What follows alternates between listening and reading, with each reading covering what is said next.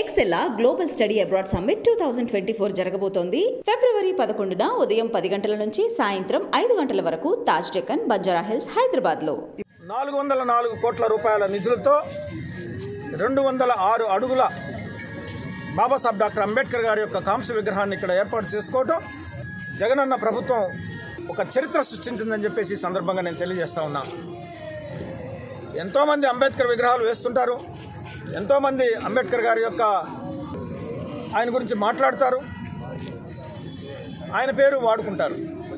అయితే బాబాసాహెబ్ డాక్టర్ అంబేద్కర్ యొక్క బాటలో నడుస్తున్నటువంటి, ఆయన ఆశయాలకు కట్టుబడినటువంటి, ఆయన ఆదర్శాలను ముందుకు తీసుకెళ్తున్నటువంటి ఏకైక ముఖ్యమంత్రి ఈ భారతదేశంలో ఎవరైనా ఉన్నారంటే అది జగన్మోహన్ రెడ్డి గారు అని చెప్పేసి నేను గర్వంగా ఈ సందర్భంగా నేను తెలియజేస్తా ఉన్నాను. పరోక్షంగా కానీ ప్రత్యక్షంగా కానీ 4,26,000 కోట్ల రూపాయల నిధుల్ని బడుగు బలహీన వర్గాల ఖాతాలకి నేరుగా అందించినటువంటి ఘనత జగనన్న ప్రభుత్వాన్ని. ఇదే బాబాసాహెబ్ డాక్టర్ కోరుకున్నటువంటి ఆయన కోరిక.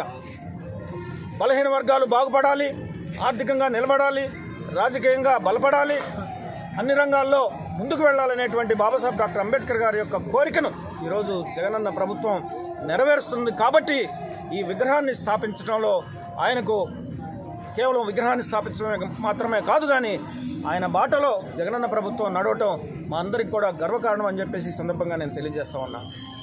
అంబేద్కర్ వాదులందరూ ఎవరైతే సమాజ నిర్మాణాన్ని కావాలనుకుంటున్నారో, ఎవరైతే అంబేద్కర్ బాటలో ముందుకు వెళ్ళాలనుకుంటున్నారో, ఆయన ఆశయాలకు ఆదర్శాలకు కట్టుబడి పనిచేయాలనుకుంటున్నారో వారందరూ కూడా పార్టీలకు అతీతంగా జగనన్న ప్రభుత్వాన్ని బలపరచాలని చెప్పేసి ఒక అంబేద్కర్ వాదిగా నేను వారందరికీ కూడా మనవి చేస్తూ ఉన్నాను.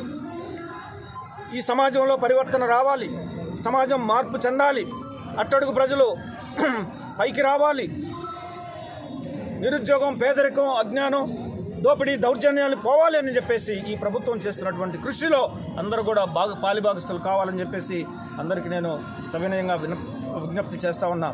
ఒక అంబేద్కర్ వాదిగా, కన్షీరామ్ గారి యొక్క శిష్యుడిగా జగన్మోహన్ రెడ్డి గారు చేస్తున్నటువంటి ఆయన పని విధానం ఏదైతే ఉందో, ఎస్సీ, ఎస్టీ, బీసీ మైనారిటీలందరూ ఆర్థికంగా, సామాజికంగా అన్ని రంగాల్లో ముందుకు రావాలనేటువంటి ఒక నినాదాన్ని తీసుకున్నారు ఇవాళ జగన్మోహన్ రెడ్డి గారు.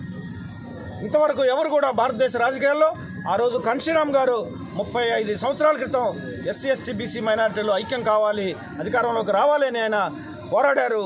ఈరోజు జగన్మోహన్ రెడ్డి గారు ఆ యొక్క నినాదాన్ని తీసుకుని ఎస్సీ, ఎస్టీ, బీసీ మైనారిటీలు నా ఎస్సీ, నా ఎస్టీ, నా బీసీ, నా మైనారిటీ అని చెప్పేసి ఆయన బహిరంగంగా పిలుపునిస్తూ వారి యొక్క అభివృద్ధికి, సంక్షేమానికి పాటుపడుతూ ముందుకు వెళ్తున్నటువంటి ఆయన ప్రభుత్వాన్ని అందరం కూడా ఎస్సీ, ఎస్టీ, బీసీ మైనారిటీలు అందరూ కూడా ఒక తాటి మీద నడిచి ఒక బాటలో ముందుకు వెళ్తూ జగనన్న ప్రభుత్వాన్ని బలపరిచి ఆయన్ని మళ్ళా ముఖ్యమంత్రిగా చేసుకోవాల్సినటువంటి బాధ్యత ఎస్సీ, ఎస్టీ, బీసీ మైనారిటీలు, అగ్రకులాల్లో ఉన్నటువంటి పేదలందరి మీద ఉందని చెప్పేసి ఈ సందర్భంగా నేను తెలియజేస్తూ సెలవు తీసుకుంటా ఉన్నాను.